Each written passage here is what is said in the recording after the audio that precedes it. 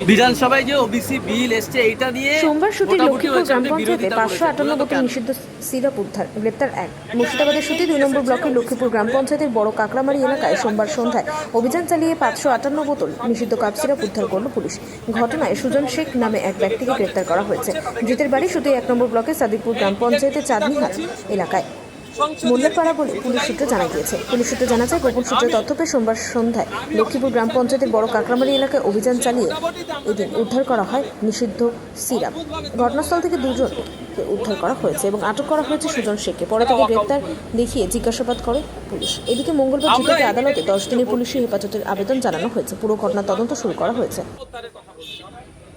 আপনি কি চাইছেন? আমি আমাদের অবস্থাটা clear. West Bengal commission for backward class যে আইন 1993 আছে, সেই আইনকে মান্যতা দিয়ে সার্ভে করে সায়েন্টিফিক ওয়েতে জাত ধর্ম বর্ণ ঊর্ধ্বে গিয়ে সে হিন্দু ওবিসি হতে পারে, মুসলিম ওবিসি হতে পারে, খ্রিস্টান ওবিসি হতে পারে, যে কেউ হতে পারে, তাদেরকে ইনক্লুড করা হোক। তা না করে তড়িঘড়ি অলরেডি যেটা সুপ্রিম কোর্টে মামলা চলছে এখনো শেষ হয়নি, এখানে অ্যামেন্ডমেন্ট নিয়ে এসে তাদেরকে বার করে দেওয়ার একটা জায়গায় চক্রান্ত করে আমরা দেখছি। তা শুধু তাই নয়, এখানে অ্যাডমিনিস্ট্রেটিভ পাওয়ারটাকে বেশি করে দেওয়া হচ্ছে। বেশ কিছু বিষয়ে অমিট করা হয়েছে সেকশনকে, শিডিউল 2, 1 and 3, শিডিউল 1 and 3 কে অমিট করে দেওয়া হচ্ছে। এই 1 and 3 কে অমিট করে দিলে যে এই শিডিউলের মধ্যে কারা আছে, কারা কারা জাতিগোষ্ঠী আছে, সেইগুলোকে তার চিহ্নিত করা হতো, এই শিডিউলের আন্ডারে ছিল। সেগুলোকে করে দেওয়া মানে এটাই যে আগামী দিনে আইনি চ্যালেঞ্জ করতে গেলে সেই জায়গাটাও দুর্বল করা হচ্ছে। এই সমগ্র বিষয়টা নিয়ে দীর্ঘ আলোচনার বিষয়, আমরা অপোজ করেছি। শুধু তাই নয়, আমি আমাদের অল ইন্ডিয়া সেকুলার ফ্রন্ট পার্টির পক্ষ থেকে আমরা ডিভিশন চেয়েছি। সেই ডিভিশনে মোট 17টা ভোট মানে এই বিলের বিপক্ষে পড়েছে। তার মধ্যে মমতাপন্থী যে তৃণমূল এখন আছে তাদের কিছু ভোট পড়েছে, আমার সাথে ভোট দিয়েছে। আমার পাশে ছিলেন দমকলের বিধায়ক মোস্তাফিজুর রানাদা সিপিআইএম এর, কংগ্রেসের 2 জন বিধায়ক, তিনি আমাদের এই বিলের বিপক্ষে ভোট দিয়েছেন, জুলফিকার দা আর মোতাব শেখ সাহেব।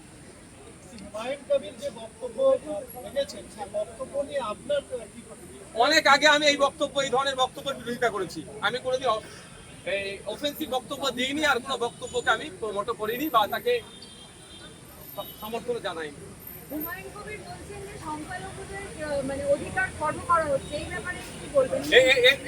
এটা দ্বিমত হওয়ার কোনো জায়গায় নাই, কিন্তু সংখ্যালঘুদের অধিকার খর্ব করা হচ্ছে মানে রাগ হচ্ছে। রাগের জ্বালা মিটাবার জন্য 4টে গরম গরম কথা বললে অধিকার ফিরে আসবে না। সায়েন্টিফিক ওয়েতে যেতে হবে, নির্দিষ্ট পরিকল্পনা করে এগোতে হবে। কোন জায়গা থেকে অধিকার কাটছে সেই অধিকারটা না কাটতে পারে, তার জন্য অ্যান্টিডট কি আছে। 4টে গরম কথা বললে অধিকার ফিরে চলে আসবে না। হুমায়ুন কবির বলছেন যে আমি মুসলমানদের সাথে নিয়ে রাস্তায় নেমে সেটা ভেঙে দেবো। এই শব্দটাকে, এই বাক্যটাকে আপনি কি সমর্থন করছেন? সমর্থন করতে পারি না। 1 নম্বর কথা। 2 নম্বর কথা, মুসলমানদের কেন ঢুকাচ্ছেন? ওনার দলটা কি শুধু মুসলমানদের জন্য তৈরি আছে? আমার যতটুকু জানা মতে ভারতবর্ষে এমন কোন রাজনৈতিক দলকে election commission of India registration দেয় না কোনো একটা নির্দিষ্ট ধর্ম বর্ণ জাতের জন্য, ধর্মের জন্য যদি তৈরি হয়। তাহলে কি একটা সম্প্রদায়কে উনি একেবারে অন্যায় কাজের দিকে উদ্বুদ্ধ করছেন? সেই মমতা ব্যানার্জির দলে তো মানে মমতা ব্যানার্জির কথা মনে পড়ে যাচ্ছে। সেই কোনো না কোনো একটা যেন টান হচ্ছে, এটা আমি বক্তব্য দিতে পারছি না, বিরুদ্ধে আমি। আজকে আলোচনা ছিল, আজকে ওনারা আলোচনা রাখেনি, পরবর্তীতে আলোচনা হবে। যখন আলোচনা হবে বিধানসভার মধ্যে আলোচনা করবো, তার পরবর্তীতে আপনাদেরকেও জানাবো। আমরা এর বিরুদ্ধে ইউসিসি নামিয়ে যে চালানোর চেষ্টার বিরুদ্ধে আমি 2টো ডেটা দেবো, 2টো প্রশ্ন তুলে দিচ্ছি। ইউসিসি নিয়েছে এটা বোঝাতে যাচ্ছে তালাকটা নিয়ে। অলরেডি 2017 সালে সুপ্রিম কোর্ট ইনস্ট্যান্ট 3 তালাককে ব্যান করেছে। আবার ইউসিসির প্রয়োজন কি? তারপরেও বলছি, ভারত সরকারের কাছে এমন কোন সরকারি তথ্য আছে দেখাতে পারবে তালাকের উপরে? তাকে দিতে বলুন। আর দ্বিতীয় কথা হচ্ছে বহু বিবাহ। কথা যা সব পাখি পাঁচ খায় আর মাছ খায়, মাছ রাঙার দোষ হয়। যেটা দেখুন, ধর্মীয়গত অবস্থান দিকে আর সামাজিক অবস্থান দিকে মুসলমান একা যদি থাকে আমাকে বলবেন, যেটা দিয়ে কথা বলতে হবে। ডিটেলসটা হবে যখন ইউসিসি বিল আসবে, চর্চা যখন হবে তখন বলবো, মুখ থুবড়ে পড়বে, যে কটা অভিযোগ আনছে সে কটা অভিযোগ সে করবো। 3 নম্বর কথা বলি, যে বলা হচ্ছে মুসলিম মহিলাদেরকে নাকি, মুসলিম পার্টিকুলার নয়, মহিলাদেরকে নাকি করা হবে, সম্পত্তি সমান ভাগ দেওয়া হবে। আমি একটু বলে দিই, মুসলিম মহিলা 4 টাইমস বেনিফিট পায় সম্পত্তি থেকে, as daughter, as wife, as mother, as sister, 4 times মুসলিম ধর্মীয় রীতি অনুযায়ী তারা বেনিফিট পেতে পারে।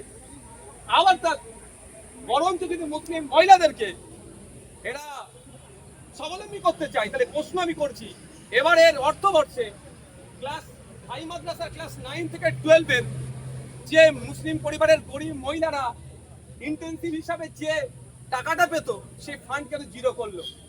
এটা তো সরকারকে উত্তর দিতে হবে। সুতরাং আলোচনা আছে, আলোচনা হাউসের মধ্যে হবে, যখন বিলটা আসবে আপনারা লাইভ দেখতে পাবেন, পরবর্তী প্রশ্ন থাকলে করবেন।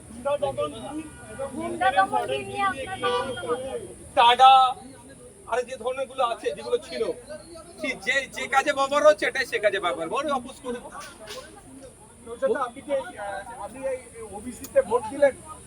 ওবিসি যে অ্যামেন্ডমেন্ট নিয়ে এসছে, অ্যামেন্ডমেন্টের বিরুদ্ধে আমি ভোট দিচ্ছি। ডিভিশনটা আমারই চাওয়া, আমি আমার পার্টির প্রতিনিধি হিসাবে এখানে আছি, অল ইন্ডিয়া সেকুলার ফান্ডের পক্ষ থেকে আমি আছি এখানে। আমি চেয়েছি এর বিরুদ্ধে আমি ভোট দিচ্ছি। বলছি যে হুমায়ুন কবিরের বক্তব্যের উপর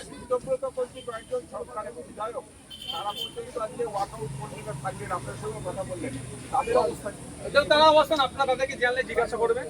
এটা তো ওয়াকআউট করেনি, তবে অনেকে অ্যাবসেন্ট ছিলেন, ভোট দান থেকে বিরতও ছিলেন, এটাও পাবলিক ডোমেইনে ডিসক্লোজ করা দরকার। বলছি হুমায়ুন কবিরের বক্তব্যের উপরে মুখ্যমন্ত্রী বললেন বিধানসভার মধ্যে এটাই হচ্ছে শেষ বক্তব্য, তার মানে এবারের বক্তব্যটাকে কি সমর্থন করলেন মুখ্যমন্ত্রী? দেখুন, এটা ওইরকম ভাবে তিনি বলেন, যতটুকু আমি শুনেছি বলছি, তিনি প্রতিবাদ জানিয়েছেন। প্রতিবাদকে আমি স্বাগত তখনই জানাবো যখন এটা সবার ক্ষেত্রে প্রযোজ্য হবে। নামটা হুমায়ুন কবিরের জন্য অফেন্সিভ বক্তব্যকে আমি কোনোদিন সমর্থন করি না। হুমায়ুন কবির বলে তার জন্য এটা বিবৃতি, আর এখানে যদি হরে কৃষ্ণ বলে তার জন্য চুপ থাকলে, তাহলে মুখ্যমন্ত্রীর বক্তব্যকে সমর্থন করবো না। হরে কৃষ্ণর জন্য যেমন তিনি কঠোর ব্যবস্থা নেবেন, হুমায়ুনের জন্য যদি কঠোর ব্যবস্থা নেই, তাহলে আমি বক্তব্যকে সমর্থন জানাবো। Thank you.